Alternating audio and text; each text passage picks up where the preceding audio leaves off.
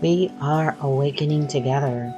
This is our weekly gathering we hold online. For more information, visit our website, awakening-together.org. We'd love to see you there.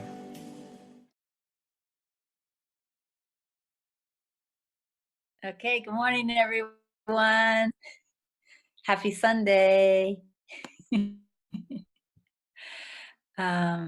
So, of course, we have gathered together today for our weekly gathering. And believe it or not, this is our weekly gathering before Christmas. I don't know about you guys, but it seems like I should have at least one more week. So it's hard for me to believe. So let me share the statement of purpose for today's gathering. It is our fifth core value. We accept all forms as temporary appearances, permitted through enduring awareness of self. We live this value by honoring all appearances and all experiences while continually reflecting on changeless truth. And that core value goes with our reading and with our homily today, which is titled The Value of the World. Before we get into the spiritual part of our gathering, I'd like to share our announcements. The first announcement is about our first retreat of 2020, starting the new year, Resolving for Truth. This retreat will be offered from January 20th to 24th at our retreat house in La Vida. The purpose of this retreat really is just to kind of get centered on what our next steps are with God. You could say the steps that we want to focus on in 2020. Primarily during my purification phase, which I know I've told you guys lasted around 5 years, I didn't always notice what I would call spiritual progress on a daily basis or even a weekly basis or even a monthly basis. And as a result, sometimes it seemed like I wasn't making progress at all. It felt like I was stuck. But I could always notice spiritual progress on a year-over-year basis. I could look at myself and I could look back where I was the year before, and I could see some definite progress that had occurred. So the purpose of this first retreat, starting the new year, Resolving for Truth, what we're going to do is we're going to, of course, determine what our spiritual aspiration is, but not just our super broad spiritual aspiration, but kind of a smaller spiritual aspiration, one that we can take a bite out of genuinely in a year, so that when we come around to the next January, we can look and we can say, yeah, I accomplished that. And then we're going to look at what we need to do to accomplish the spiritual aspiration that we set for 2020. And again, this will be very individualized. People will have very different choices of what they feel like is their next step, and very specific ways to accomplish it, very realistic ways. It doesn't do any good to set goals that you aren't going to keep and then again just feel like you failed. So it's a very practical and a very inspired retreat. So if you are interested in that retreat, again, that's January 20 to 24. And of course, it is open for registration now. So please go ahead and register. I will tell you guys a secret. If no one is registered for a retreat, typically 2 weeks in advance of the retreat, I cancel it. And 2 weeks in advance of January 20, I think is around January 6th. Which is with the holidays is going to come up in a blink of an eye. So if you're interested in this retreat, you may want to go ahead and register before I cancel it. And the reason I cancel it is I don't want to go develop a retreat if nobody's going to register. And in that last 2 weeks, that's when I still have time to develop it. But if nobody's registered, I'll cancel it and I'll turn my attention to something else. So that's also just very, very practical. The retreat that's following that one in February is the Self-Inquiry Retreat. This retreat I did offer twice last year, and you guys may remember, I think it was probably around August or September, Jacqueline sent out a survey asking people what retreats they wanted to see in 2020. The Self-Inquiry Retreat was the #1 selected retreat. So we're offering it twice in 2020. The first time is February 17 to 21, which is about 1 year after we offered it for the first time. I think we offered it in January of 2019. So it's about a year after we offered it for the very first time. And then we'll receive a little by Ramana Maharshi about self-inquiry. But we're also going to participate in several different types of self-inquiry. There will be guided self-inquiry meditations. There will be silent meditative self-inquiry opportunities, self-inquiry with a partner. We'll learn journaling based on self-inquiry, and we'll also contemplate and discuss quotes by Ramana Maharshi. So, and that retreat is already written. So I can probably keep it open up all the way up until the last day. I don't have to cancel it early because it's not written. So that retreat is February 17 to 21. And again, that was the self-inquiry retreat based on Ramana Maharshi's teachings. And with those announcements made, I'm going to begin the devotional part of our service. Because this is the Sunday before Christmas, all of the songs I've selected are Christmas songs, but they are all also related to our homily, the value of the world. So the first Christmas song that I'm going to play is by Jason Gray, and it's called Christmas is Coming. All right. I would like to begin by in prayer. I might be silent in the beginning. So the beginning begins.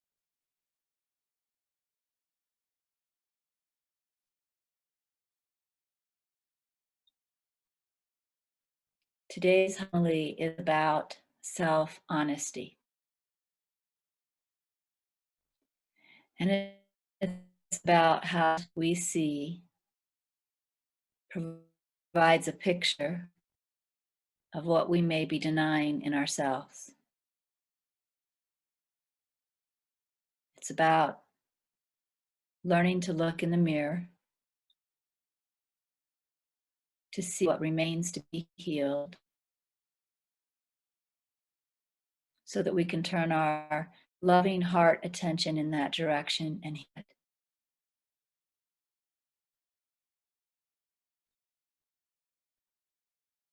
It's about the value that the world offers us, since the world is a reflection of our own mind.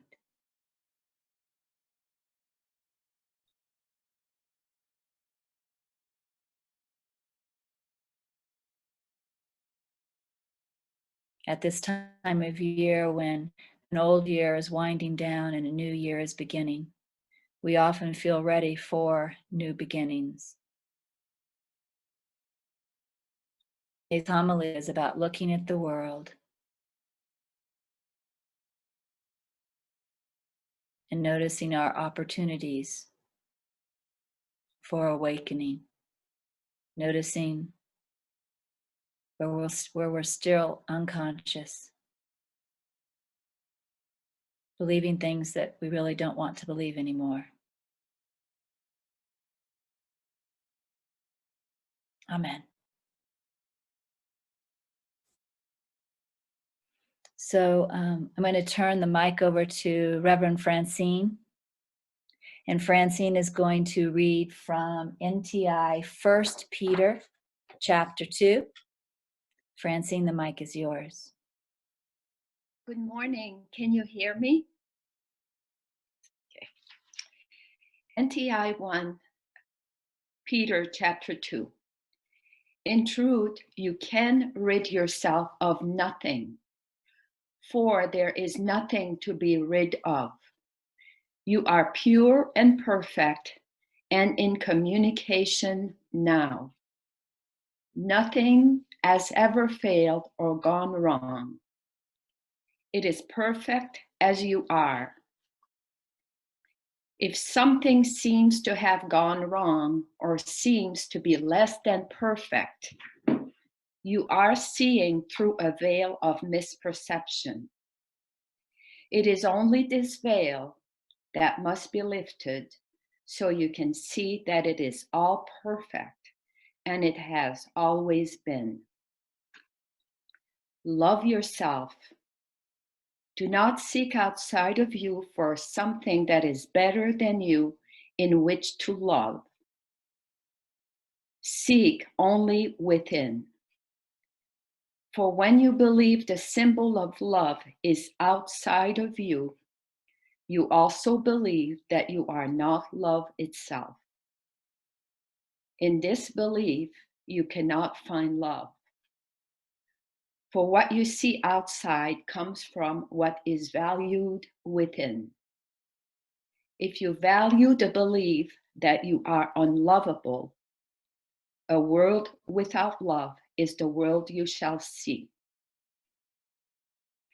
Everything that you see and the way in which you see it is a reflection of your feelings and your beliefs about you. There isn't a single exception to this statement. Everything that you see is a reflection of how you see yourself. Your perception is changing, and your experience of how you perceive the world is changing also, because you have become willing to experience yourself differently. As you allow change in your feelings regarding yourself, you allow change in your perception of the world, because the world is a reflection of your thoughts and feelings about you. Look at the world now and see it honestly. It is your roadmap to the awareness that you want to be, because it shows you where you must stop and look in order to continue the road to where you want to go. The world is a reflection of your mind. By seeing what you see in the world, and by noticing and acknowledging your feelings about what you see, you find the misperceptions that are blinding you to yourself. If you resent this one's authority, you have a resentment against yourself. If you wish that one were different, you are not yet accepting the truth of you. By looking at the world, you find your misperceptions. Look now in willingness with a desire only that misperceptions be healed. Remember that nothing is brought to your attention except that you asked it to be brought to you. So when that thing that you do not like stands before you, and you feel the pain of seeing it as if it were something real, remember this. What you are seeing is not real, but it is your gift to yourself. You have given willingness to let go of misperceptions. So this one has stepped forward in gratitude. It is the symbol of your willingness that misperception be let go. Rest in the faith of your innocence. Let this perception go now, as it stands for you to see. What you see is what you see, because it is a reflection of what is in your mind. What you see is not fact, in that it cannot be changed or cannot be seen differently. What you see is only fact in that it is a fact, that it is a reflection of what is in your mind now. Accept this fact. Look at the reflection and see what you did not see before. All that you see is in your mind, and you are the power to change it. Is what you see that which you know to be your truth? If it is not, it is misperception, and it will fade away through your willingness to release it to do so. I release the mic. Thank you, Francine.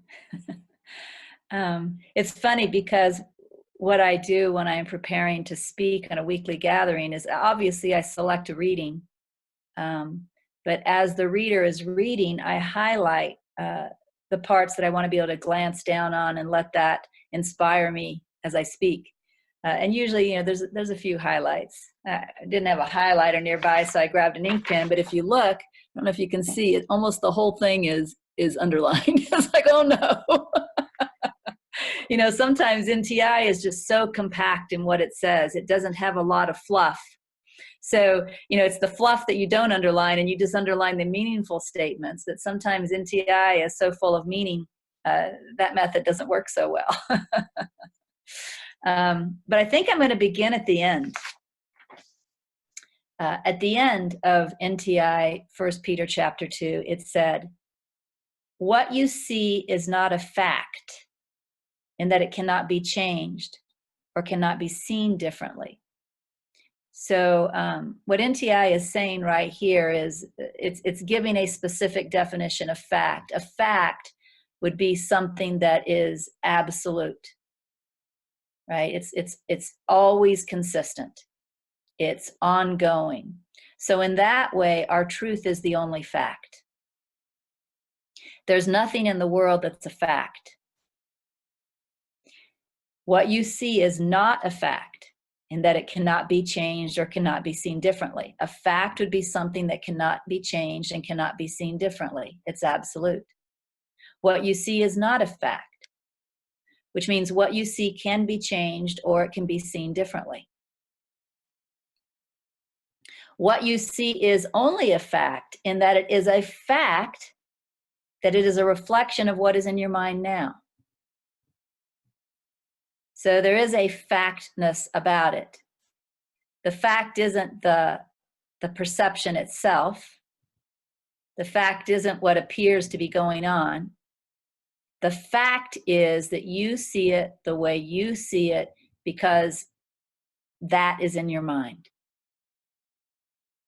And, this is a really interesting fact. If we hold to this as a fact, what I see and the way I see it is seen because that is in my mind, then the value of the world, I'll give away the punchline right up front. The value of the world is that it is a roadmap on how to heal our mind, on how to become literally perfectly clear. This morning, I looked at both the Gentle Healing 1 lesson and the Gentle Healing 3 lesson. And interestingly, they both pointed to the fact that you can see a completely harmless world where there's no suffering, there's nothing to fear. And it's interesting because those two sources came out of, in the world, completely different places. Helen Schuckman, raised Jewish/Baptist, and then having interest in Catholicism and psychology as an adult. And then I don't remember exactly which Hindu master we were looking at this morning, but it was a Hindu master, right? Someone from India who probably studied the Upanishads and documents like that. So in the world, these are completely two different unrelated sources of material. So if what Helen Schuckman was writing came from her worldly experience, and if what this Hindu master was saying came from his worldly experience, we would expect they would not be saying the same thing, especially when it's so drastic, right? I mean, it's pretty drastic to believe that you can look out there and see a completely harmless world with no suffering. And yet that's what they both said. When I see things like that, what that says to me is there's a truth here that is coming from a non-worldly source. Otherwise, these two completely different individuals could not have said the same thing. It's too incredible. And so that's what gives me faith in what they say. If I could convince myself that Helen Schuckman was just channeling stuff that she learned from Judaism, from the Baptists, from the Catholics, and from psychology, I would be able to disregard it in a nanosecond. And if I was, believing that some Hindu master was only saying what he learned from the Upanishads and other Hindu sources, the Bhagavad Gita, I would disregard it in a moment. But when I see masters from all times in history and from all cultures who, if they studied anything, they studied very, very different materials with very, very different teachings. And they come to a place and they're all saying the same thing, regardless of how incredible it is. I think there must be a true source beyond the world. And that causes me to have faith in what they say. And faith in what they say is really important when they're saying something as incredible as you can see a world with no suffering, no danger. Only the peace of God is reflected there. Right? And then in a moment, you can actually be whisked beyond the world entirely into bliss that is beyond perception. Well, NTI, 1 Peter, is based on that same teaching.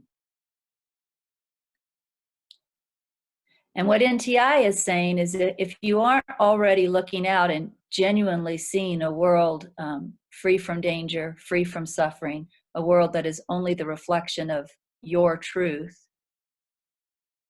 well, then you still have some healing to do. And it recommends that you do that healing. It recommends that through doing that healing, through looking at the world and seeing what your healing opportunities are and embracing those healing opportunities, you follow this roadmap to the place where you finally see, genuinely see what the masters say there is to see. The challenge with this is that a lot of people, maybe even most people, do not actually put their faith in what the masters are saying. They put their faith in what they see. In other words, they think what they see is a fact. So let's say, for example, that you see me in a particular way. Let's say, for example, that you see me as always rejecting you. I'm much more interested in the other people around than you, and you can see that very clearly. It's obvious, right? Or let's say that you see me as trying to manipulate you, trying to get you to do certain things that might benefit awakening together, because what it benefits awakening together really benefits me, and that's my hidden agenda, right? Or let's say you see me as not walking my talk.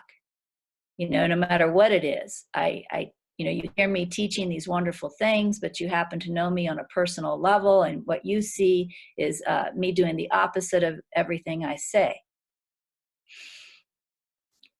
Well, most people would just accept one of those perceptions as a fact. It's a fact, Regina doesn't like me. I see that. It's obvious. Or it's a fact, Regina is trying to manipulate all of us to give to awakening together because she personally benefits from awakening together. Or it's a fact that she's just a fake. Or whatever other perception one might come up with. What NTI is saying is what you see is not a fact. What you see is a reflection of what's in your mind. And this is pretty easy for me to teach when a person is willing for me to help them with another perception. For example, if a person is having trouble with the way they see their spouse or the way they see someone else in awakening together, sometimes they're willing to let me help them. It's much more difficult for me to help them, however, if they think I'm the bad guy, right? It's much more difficult for me to help them. Because if you think that I don't care about you, or you think I'm trying to manipulate you, that my agenda is purely selfish, or what was my other example? I already forgot something else I made. Oh, that I'm a fake. Well, then you're not going to trust me and allow me to help you.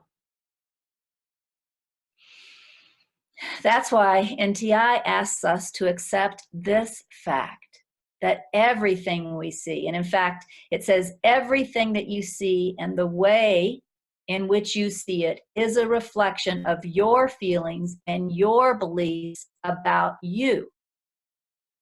And then it says there isn't a single exception to this statement. There isn't a single exception to this statement. So what does that mean? What does that mean if I see Regina or anyone rejecting me, right? It's clear that she does not like me. What does that mean? Well, when I went through that experience with Laurent, what Holy Spirit led me to see was that I believed I was rejectable. And therefore, I saw myself being rejected. And what Holy Spirit asked me to do was to let go of the belief that I am rejectable. And the funny thing about that belief is, that was a firm belief. I couldn't just say, okay, I'll let that go. It had these deep, deep roots in my gut. It kind of reminds me of something my daughter said a couple weeks ago. She is now starting to interview for jobs because she'll be graduating from college. And prior to her first interview, this company in California that she doesn't have a relationship with, they just saw her resume and contacted her for an interview. She says, why would they want me? You see, that belief, why would they want me? I mean, that belief is in all of us until it isn't anymore, that I'm completely rejectable. In fact, the Course talks about it. I don't remember the language that's in the Course, but it's pretty awful language. It's something like, if people could really see me, they would recoil, right? As if recoiling from a snake or something like that. Some of you guys may be able to type in exactly what it says.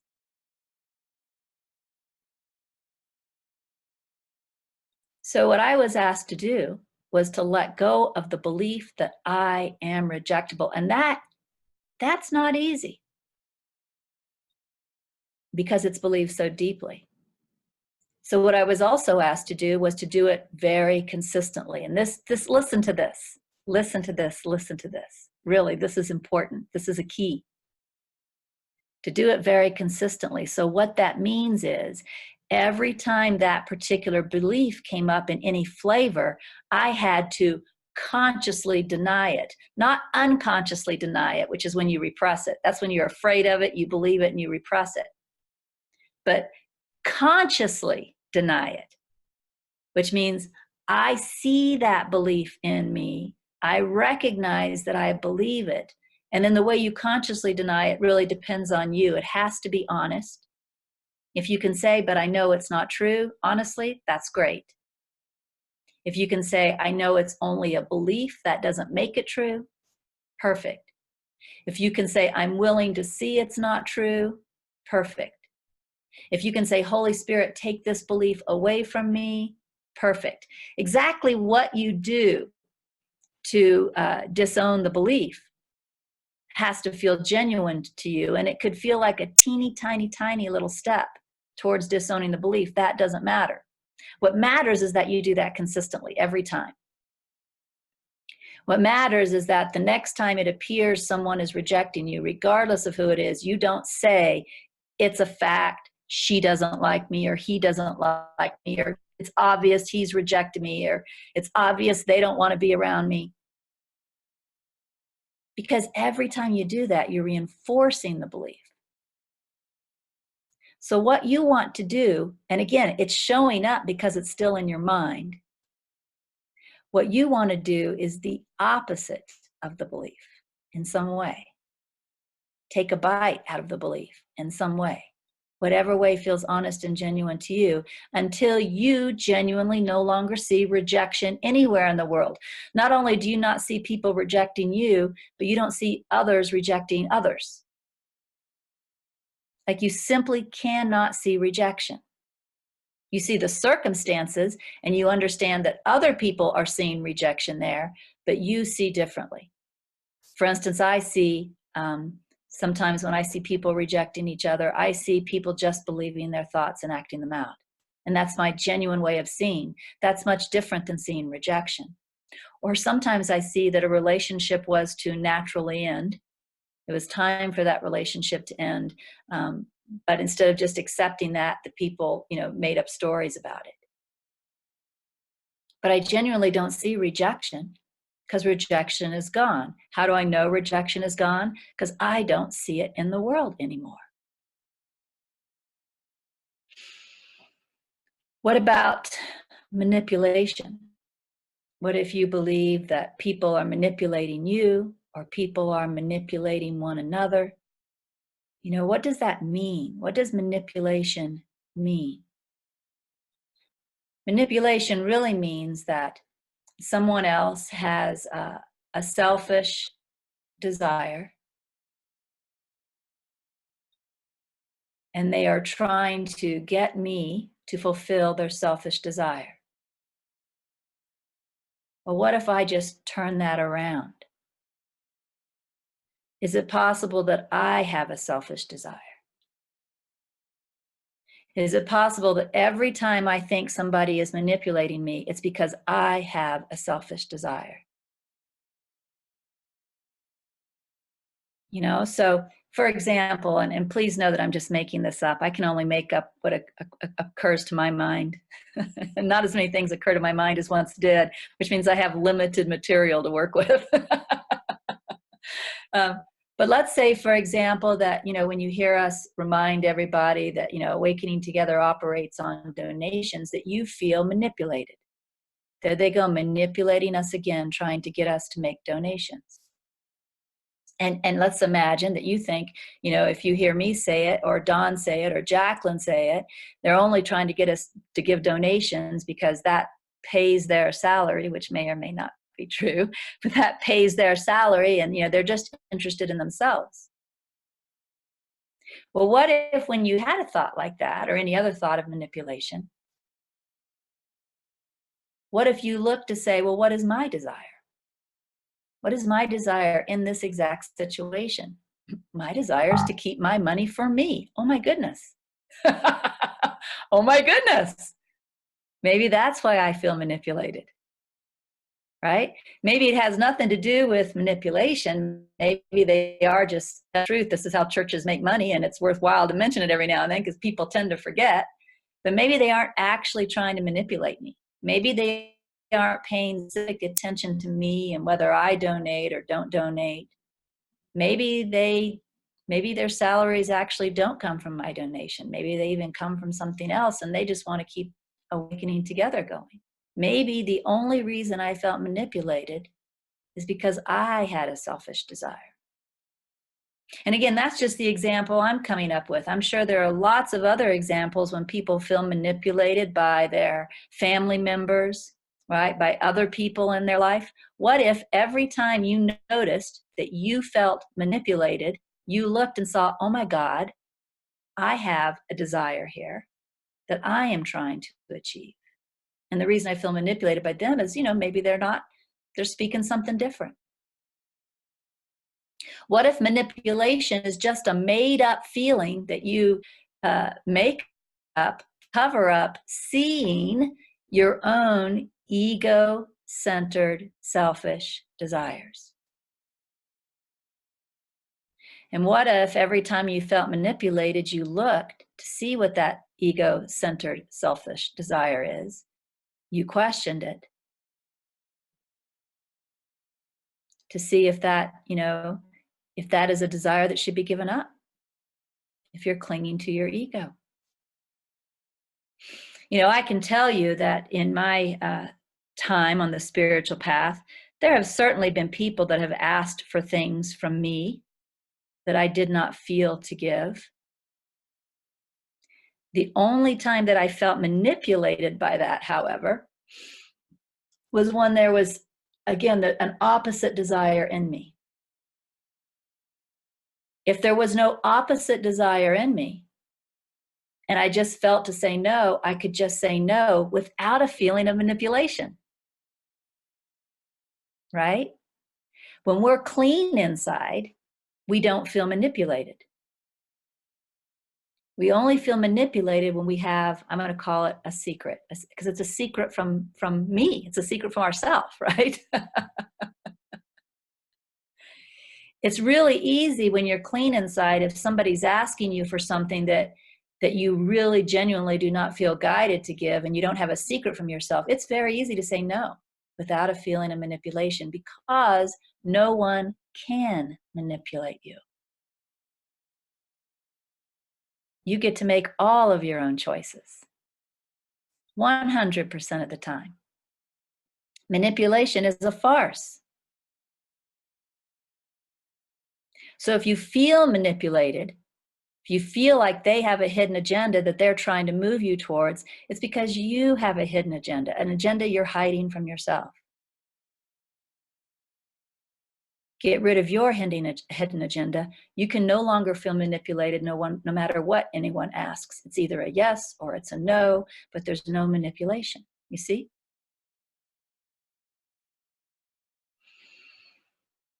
And what about the idea that somebody is being fake, not walking their talk? I think so far in my experience, every time I've seen someone feel that someone else is being fake, not walking their talk, it's because that person feels about themselves that they're not walking their talk. And maybe they are, maybe they aren't. The funny thing about these false beliefs is that they're made up, complicated stories. So for example, I could be getting up every morning. I could be contemplating my gentle healing homework. I could even be spending 30 minutes in meditation. I could be journaling on my upsets, right? But I have not yet achieved purification. There are still false ideas in my mind, and somebody says something at a time when I'm worried about something and I don't notice, and I snap at them, and I quickly judge myself as a fake, and I repress that. The truth is, I'm not a fake either. I'm doing my best, and I made a mistake, and pretty much everybody does. But because I'm judging myself so harshly, my eyes then go out, and I repress that, I deny that, my eyes then go out and look for other people to judge harshly. Guess what happens when you forgive yourself for your mistakes, for the days when you don't get up and contemplate and meditate? Guess what happens when you trust that you are doing your best all the time? That's all you see in anyone else. It's simple. It's simple.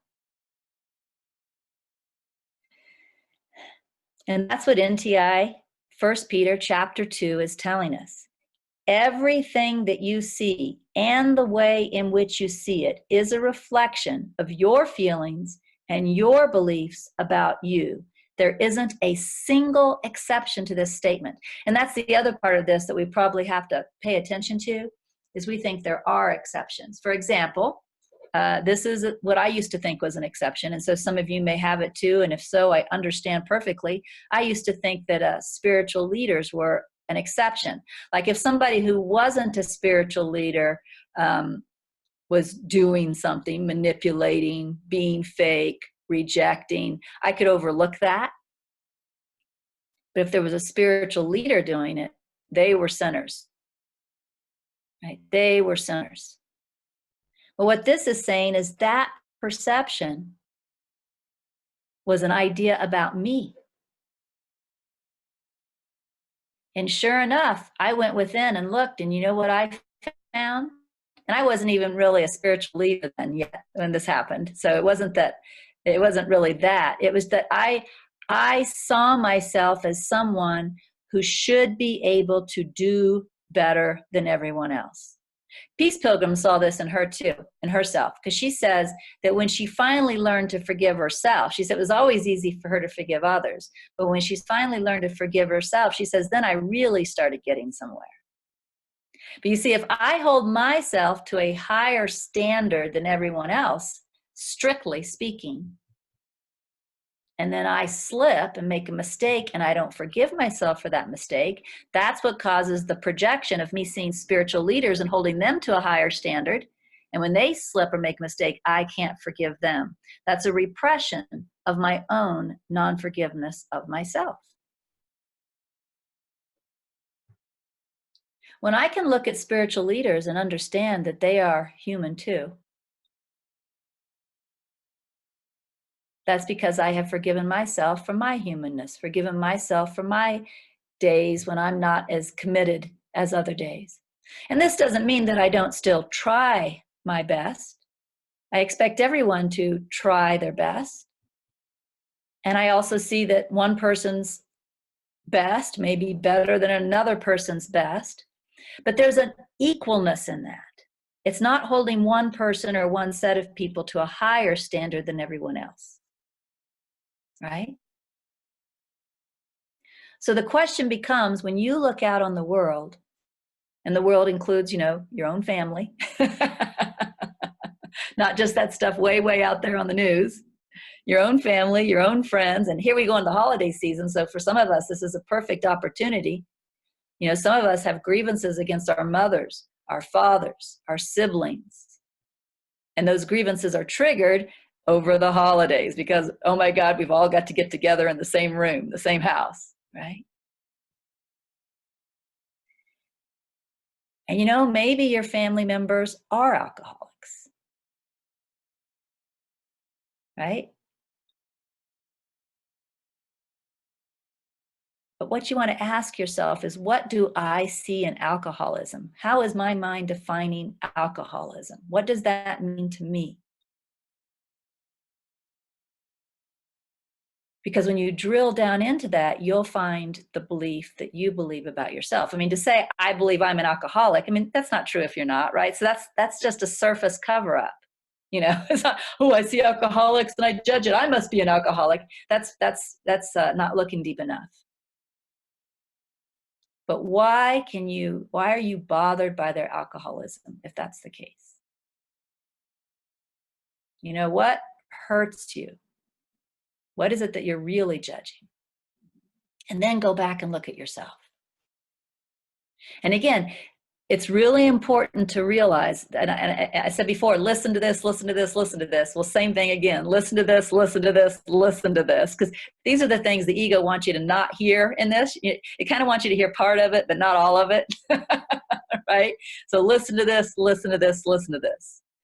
Assuming you have family members that are alcoholics, you don't like being around them, they always get drunk for the holidays, they act stupid, et cetera, they get belligerent or whatever, and you're dreading that again, okay? Look down deep. Look at what that really means to you. And then look at yourself. Find that in you. But here's the part the ego doesn't want you to hear.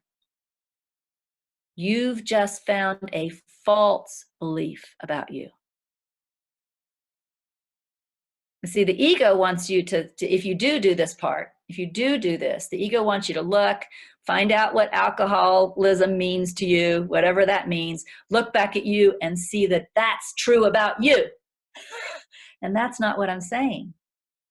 I repeat, that's not what I'm saying. That's not what NTI 1 Peter chapter 2 is saying.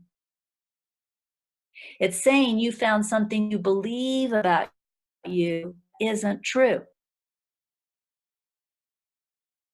And now you want to be very consistent in letting go of that belief. And how will you know you let go of that belief? Well, it's possible that the person that's the alcoholic in your family will finally get help and stop being an alcoholic. That happens. But it's also possible they'll remain an alcoholic, and you'll just see it differently. It will no longer be painful to you.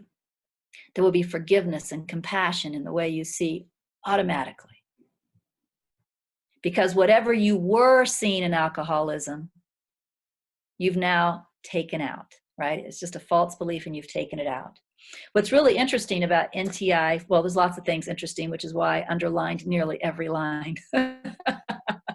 But one of the things that's interesting about NTI, 1 Peter chapter 2, is how it starts. It starts, in truth, you can rid yourself of nothing, for there is nothing to be rid of. So what that means is you don't have to improve yourself so that you're no longer rejectable, right? Like if you find people rejecting you and then you look within and you find the belief I'm rejectable, you don't have to get rid of being rejectable. You don't have to lose weight and start looking prettier and take some classes and get smarter. You know, you don't have to get rid of being rejectable, because that's not true in the first place.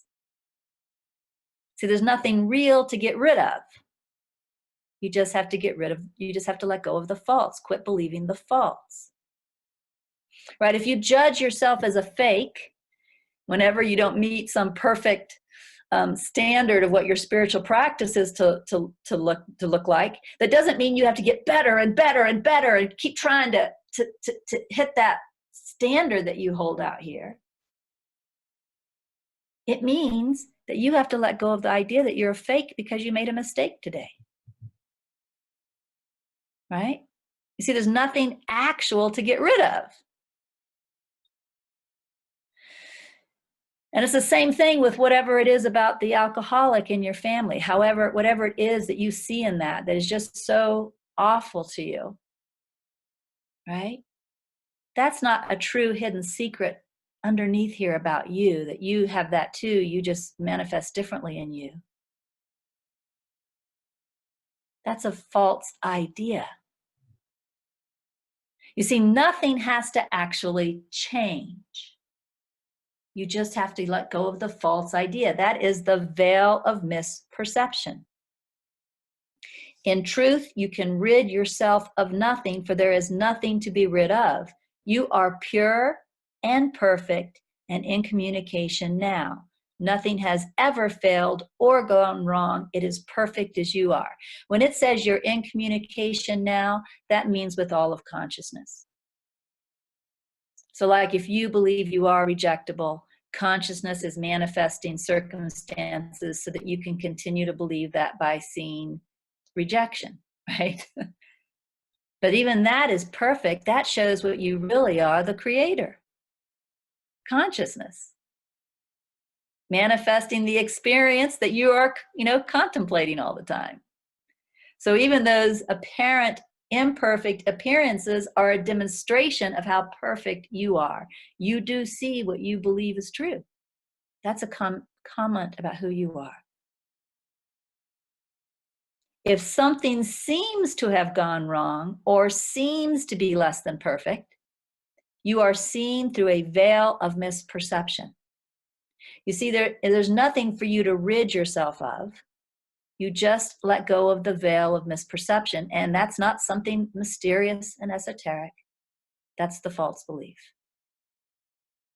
That's what you are believing about you. If something seems to have gone wrong or seems to be less than perfect, you are seen through a veil of misperception. It is only this veil that must be lifted, so you can see that it is all perfect, and it has always been. And the very next line says, love yourself. You can't really love yourself if you still have these false beliefs. The very, very first channeling I did that day when I received the calling to write with Holy Spirit and then teach what I write, the very next morning, my very first channeling experience came. And what I was writing on was the statement Jesus made, Love your neighbor as yourself. And what that channeling said was, you can't love your neighbor until you love yourself. And the way you love yourself is by letting go of those false beliefs that keep you from loving yourself, that tell you that you're something horrible that everyone would recoil from if they really got to know you. So expecting to love your neighbor when you've not yet let go of these false beliefs in you is expecting too much of yourself. But every time you're around someone you don't love, look, why don't I love this person? And then look to see where you're believing that about you. Let go of the belief here. How will you know you did it? Well, as N.T.I. Matthew says, when you love your brother just as the angels do. You can always test yourself. Just don't, give yourself an F. But you can always test yourself by looking and saying, do I love this one? And as long as you can find people you don't love perfectly, then you're still identifying false beliefs that you hold about you. So look at each one you don't love in journaling, and ask, why don't I love this person? What do I think I see? Write it down. Write it all down. Be honest. And then look again. What does what I have written down about that person, what is that showing me about what I believe about me?